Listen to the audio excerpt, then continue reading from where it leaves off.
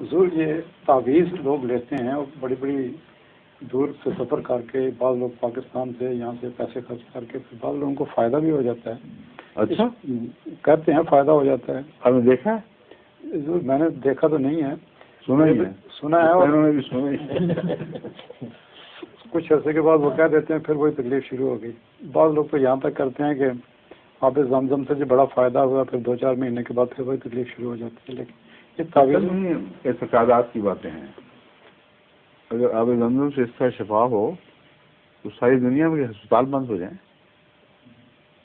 ہر مرض کی دوا یہ ہو جائے. سعودی عرب کروڑوں روپیہ خرچ کر رہا ہے، کروڑوں ڈالر میڈیکل کیئر کے اوپر. ان کے دماغ پہ رہا ہے، وہ آب زمزم نکلوائیں اور ہسپتالوں میں تقسیم کر دیں، بس سب ڈاکٹروں کو چھٹی دیں.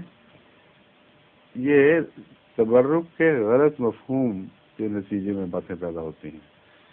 تبرک کا ہرگز وہ مفہوم نہیں ہے کہ خدا اپنے قوانین قدرت کو توڑ کے ایک تبرک کو وہ طاقت دے جو ہر دوسرے قانون پر غالب آ جائے اور ہمیشہ وہی طاقت اس کے اندر جاری رہے. تبرک تو ایک روحانی تعلق کی وجہ سے تبرک بنتا ہے.